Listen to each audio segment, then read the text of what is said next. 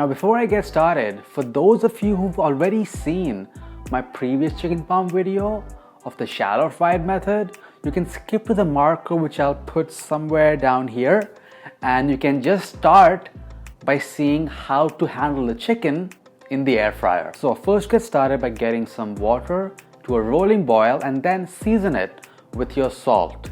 Then add in your spaghetti and you want to cook this until al dente, about 7 to 8 minutes. Now as that cooks, I'm going to start making my sauce. So in my blender here, I have some San Marzano type tomatoes which I've pulsed really lightly so it still has some of that texture. And then to make the actual sauce, add in some olive oil in the pan with some garlic, chili flakes, and get that nicely sauteed, nice and fragrant. Should smell spicy if you're going for that. You can reduce that if you don't want spice at all. I have a full video on how to make a marinara sauce which I'll link down below as well. Then add in your tomatoes, a bit of salt, and you want to bring that up to a simmer until it thickens slightly and the flavors in the sauce just becomes really rich and thick, just like this. And you really want the tomatoes to be the star in this recipe. Now let's go ahead and take a look at our chicken. So I'll be using one chicken breast to make 2 cutlets. So one chicken breast is enough to make 2 portions of chicken parm. So I'm gonna cut this at a diagonal and then place the chicken between 2 sheets of plastic wrap. And then with a meat tenderizer, or in my case a wooden rolling pin, just beat that thin to about 1/4 to 1/3 inch thickness. Once that's done, get your breading station set up. So that includes your flour, which we'll season with salt and pepper, really simple, an egg which is lightly whipped, and then comes your breadcrumbs. For the breadcrumbs, I like using panko, which I find are the crispiest and the plainest breadcrumbs, so you can really add your own twist into it. To start breading, add your chicken into the flour, dredge it completely, and you can actually use wooden skewers so you don't have to get your hands that dirty, and transfer the chicken onto the egg, completely dredge it in the egg, every single corner, because the egg is what's gonna help get those panko breadcrumbs stuck onto the chicken when you transfer it onto your next plate. Once you've lightly covered each side with panko, you really want to get your hands a little dirty. You have to press on that cutlet and get those pankos to really get in that chicken. That's what's gonna help prevent the breadcrumbs from just falling off when you start actually cooking it. You really want breadcrumbs and the chicken to be one.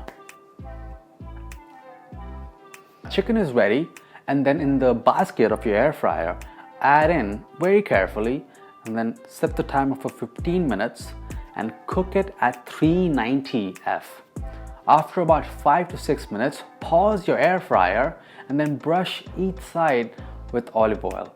And it's the air fryer along with the brushed olive oil that helps get that beautiful golden brown fried look to your chicken cutlet, which you really can't replicate that well in a traditional oven unless you have something that's really crazy high-end. Resume your air fryer and cook it until the chicken is nice and golden brown. Just like you see here, it should look like you just took it out of the fryer. If you put my chicken cutlet from my fried video to the air fried version, I doubt you could tell the difference until you really saw it up close. So now let's start to dress our chicken. So you want to add in a spoonful or 2 of your marinara, followed by a nice drizzle of sour cream. Then for the cheese, just add in your mozzarella and a final snowfall of Parmesan cheese.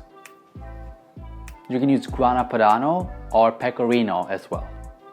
Now you want to lightly pat down those toppings because we're going to transfer it into our air fryer, and mine has really steep sides, so you don't want anything to you don't want all your toppings to just fall off as you put it in, which did kind of happen on my first attempt. but just be very careful. Take the drawer all the way out if you have to. Just make sure chicken is nice and flat and secure. Then change the air fryer to air broil setting, and you want to cook it as long as it takes to get the cheese nice and golden brown on the top. Not too brown, just the right amount. So my pasta got ready a bit earlier, so what I did to keep it nice and al dente and not just let it get soggy in the water was to remove it and then cover it with some olive oil. And that's a nice way to keep your pasta moist and prevent it from drying out as you wait on the other elements to get ready. So add your spaghetti right in that sauce, toss it up really well, and what I like to do is add in a spoonful of butter. That really helps to get that nice sheen and really brings the richness into the spaghetti, but it's completely optional. And now this is my favorite part of the recipe. It's time to plate and start eating.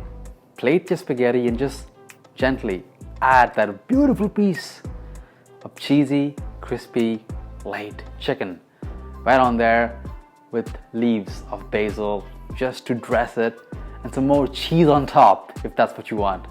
And that's how you make an amazing version of a classic chicken parm in your air fryer. In my opinion, because I had it almost right after the other, I preferred the air fryer version. I don't know why. Maybe I'm biased because the air fryer is kind of new and I'm just using it. I did a review a few months ago, so you can check that out to see which one I'm using.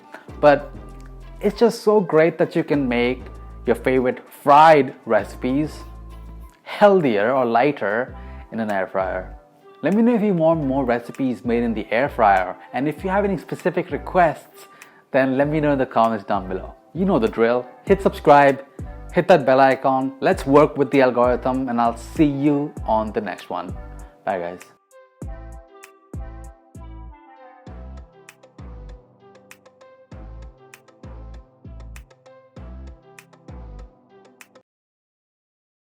You're still here. Go in your kitchen and start making this recipe. Go on.